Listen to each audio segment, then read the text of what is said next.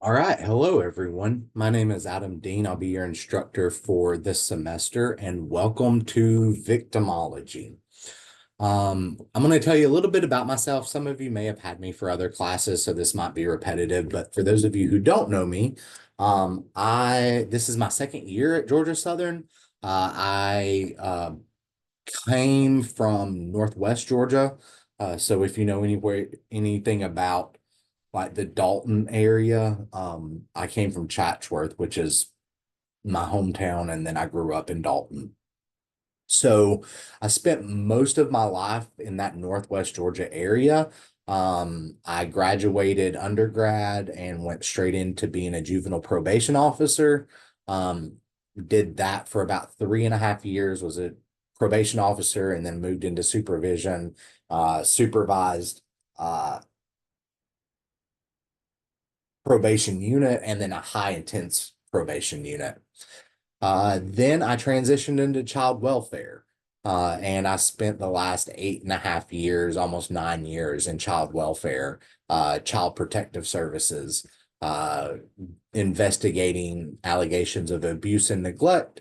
I spent about 6 to 9 months as a field investigator and then moved into supervision there where I supervised a child protective services unit, and then moved my way up into regional stuff. So I have been working with victims for a long time.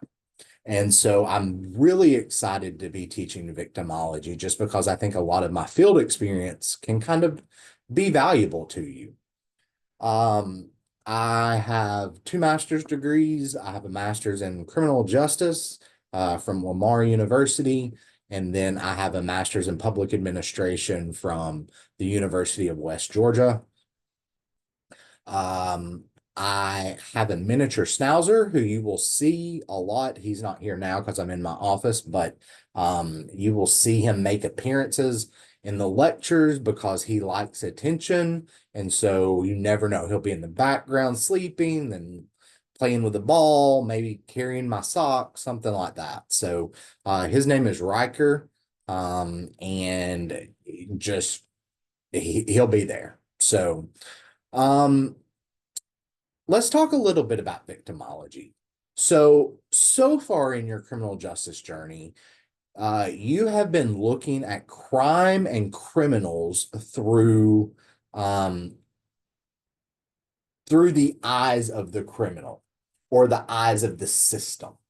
Victimology is a lot different, and students tend to struggle a little bit when um, looking at crime through the victim's eyes and the system view of the victims.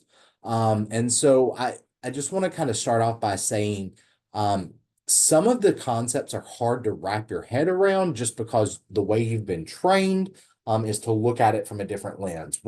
This class flips that lens and has you look at how the system treats the victim and how the victim views the system. And so we'll talk about a lot of victimological theory and things like that. You're going to be uncomfortable with some of the theories. I'm just going to warn you. Um, Students always reach out to me after we go over theories, feeling like there's some victim blaming and things like that. So we'll cross that bridge and kind of talk about that. But I just want you to know, like, if you struggle with kind of wrapping your head around that or making sense of some of the information, feel free to reach out to me. You're not alone. Everybody struggles with that. When I had victimology in undergrad, I struggled with that. So victimology is one of the only classes that we have that kind of flips the script and has you intentionally look at crime and the criminal justice system in another lens than what you've been looking at it. So I'm really excited. There's a lot of great stuff in here. Make sure you read the syllabus. Um, Victimology is not for the faint of heart. And I always tease that my classes are the depressing classes, and victimology leads that depressing class. You cannot talk about being victimized, and it being rainbows and sunshine. So, there is a content warning. There is a lot of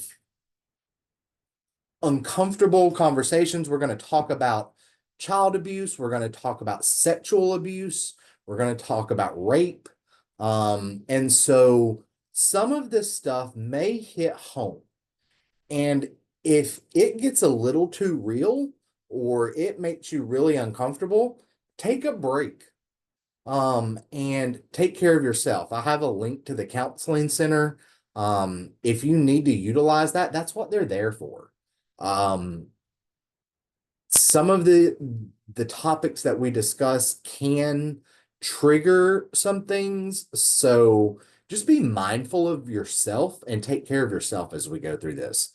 Of course, you still are responsible for the material, but be conscious of how you are doing when we're going over the material. I will also say that I offer extra credit in the form of movie reviews. There are two of them. The first one is when we get to the sexual assault topic. The Accused with Jodie Foster is a movie that I offer extra credit on. It's highly, highly, highly triggering. If you have ever been a victim of sexual assault, or if you know someone who has, that movie is graphic. That's why I offer it as extra credit, because you don't have to watch it. You can if you choose to. It is a great movie, great representation. The second movie that I offer extra credit on is in our child abuse section, and it is on the movie Precious. Again, there's a lot of graphic scenes, and so I offer those movies as extra credit because it can be triggering, and I want you guys to take care of yourself. I also embed extra credit in exams and things like that. So the movie reviews are not your only option for extra credit. I do embed extra credit in other areas too. So you will need your textbook. Your textbook looks like this. It's by Anne Wolbert Burgess. I picked this textbook because Miss Burgess was actually worked with some of the FBI special agents in the behavioral analysis section. Profilers don't really exist, so I don't like using the word profiler. But she kind of helped John Douglas and all of them kind of start the behavioral analysis section. And so she has a great viewpoint on victims. She was a nurse as well, so it's going to give you some insight into like the physiological aspect of victimization, which you don't really get in some of the other textbooks. So it's a great textbook. I will tell you, it does cover some of Canada. You can skip the Canada stuff. I don't require you to know victimization stats for Canada. Pay attention to the US ones. You will need the textbook, so please buy it, rent it, do whatever you have to do, but make sure you get it. I do give you the first 2 chapters, but after that, you're on your own. So the bookstore has it. You can get it from the bookstore or any other place where you might get textbooks. All right. This is an online asynchronous class, which means you're working at your own pace. Please make sure you are paying attention to the syllabus and the course outline. I made a course outline that tells you what you are supposed to be doing weekly. Please go by that. You will see that you have 4 activities throughout the semester that you have to do. Those activities essentially are used as study guides. I don't offer study guides. This is a 3000 level class. I don't offer study guides for 3,000 level classes. So the activities are meant to be your study guides, and it's meant to help you review those concepts before the test.